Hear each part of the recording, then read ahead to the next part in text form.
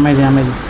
வணக்கம் நண்பர்களே, அனைவருக்கும் இனிய வணக்கம். இன்றைக்கி நம்ம இந்த ஒரு வீடியோவில் எதை பற்றி பார்க்க போகிறோம் அப்படின்னு பார்த்தீங்கன்னா, தமிழக அரசு போக்குவரத்து கழகங்களில் டிரைவர் கம் கண்டக்டருடைய அப்பாயின்மெண்ட் ஆர்டரு எப்போ வெளியிட போகிறாங்க, டிசிசி.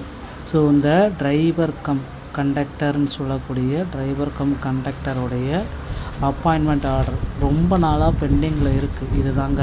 ஸோ டிசிசியோடைய நியமனங்களில் நிறுத்தி வச்சுருக்காங்க. பல்வேறு தரப்பட்ட முறைகேடுகள் இதில் நடந்திருக்கு.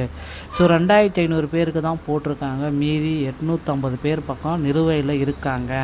ஸோ இந்த 850 பேருக்கு பார்த்திங்கன்னா டிசிசியோடைய நியமனம் நடக்குமா நடக்காதா, இதுதான் எல்லோர் மத்தியிலுமே இப்போ எழக்கூடிய மிகப்பெரிய போக்குவரத்து கழகத்தில் வந்திருக்கக்கூடிய கேள்வி.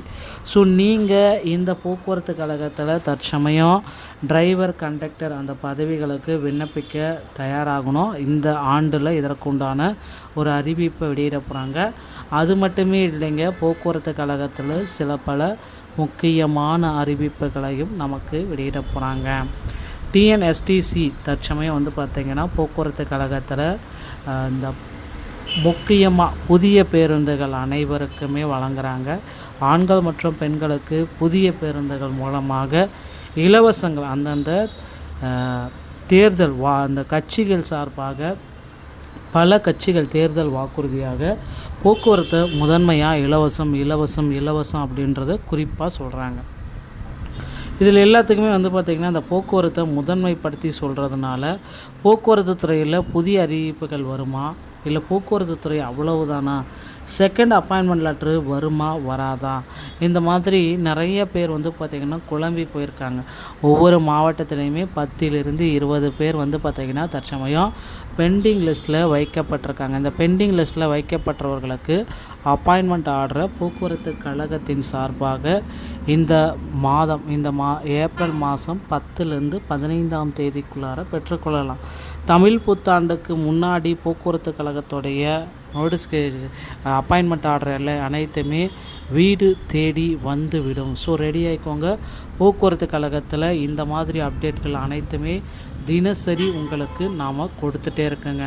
ஸோ அடுத்து பார்த்திங்கன்னா அந்த நபர்கள் எல்லாமே வெயிட் பண்ணிகிட்ருப்பாங்க. அடுத்து போக்குவரத்து கழகத்தில் டிரைவர் கம் கண்டக்டருடைய நோட்டிஃபிகேஷன் வருமா, டிரைவர் தனியாக வருமா, கண்டக்டர் தனியாக வருமா, இதுதான் இப்போ இருக்கிற கேள்விக்குறிங்க. ஸோ டிரைவர் தனியாக கண்டக்டர் தனியாக எடுக்க போகிறது 100% உறுதி. டிரைவர் ஒரு 10,000 பேரும் கண்டக்டர் ஒரு 8,000 பேரும் எடுக்க போகிறாங்க. இந்த 2026 நோட்டிஃபிகேஷன். ஏன்னா போக்குவரத்து கழகத்தில் அதிக அளவு பேருந்துகளை கொள்முதல் செய்ய போகிறதா சொல்லியிருக்காங்க. டிஎன்எஸ்டிசியை பொறுத்த வரைக்கும் தற்சமயம் அதிக அளவில் போக்குவரத்து நடைபெறும் அப்படின்றதையும் குறிப்பாக சொல்கிறாங்க.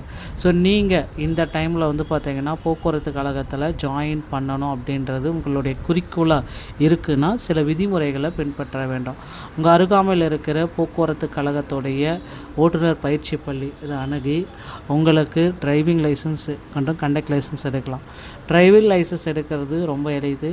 அப்ளை பண்ணிக்கலாம், எல்எல்ஆர் போட்டுக்கலாம், டிரைவிங் லைசன்ஸ் ஓட்டி காட்டி டிரைவிங் லைசன்ஸ் வாங்கிக்கலாம். ஆனால் கண்டக்ட் லைசன்ஸ் அப்படி எடுக்க முடியாது. உங்கள் அருகாமையில் இருக்கிற தமிழ்நாடு திறன் மேம்பாட்டு கழகத்தை சென்று அவங்க வழங்கக்கூடிய அந்த ஃபஸ்ட் எய்ட் சான்றிதழை வாங்கிய பிறகு மட்டும்தான் போக்குவரத்து கழகத்தில் உங்களால் ஜாயின் பண்ண முடியுங்க. ஸோ இதை பயன்படுத்தி தான், மேற்கண்ட விதிகளை பயன்படுத்தி தான் போக்குவரத்து கழகத்தில் புதிய நியமனங்கள் அனைத்துமே நடைபெறுது. பயன்படுத்திக்கோங்க. ஸோ ஒரு ஏப்ரல் 10 2026 நோட்டிஃபிகேஷனை எதிர்பார்க்கலாம். டிஎன்எஸ்டி சொந்தமான செய்திகள் அனைத்தையும் நீங்கள் உடனுக்குடன் பெற நீங்கள் நம்முடைய சேனலோட இணைந்திருங்கள். மீண்டும் ஒரு நல்ல தகவலோடு நான் உங்களை சந்திக்கிறேன். நன்றி, வணக்கம், தேங்க்யூ.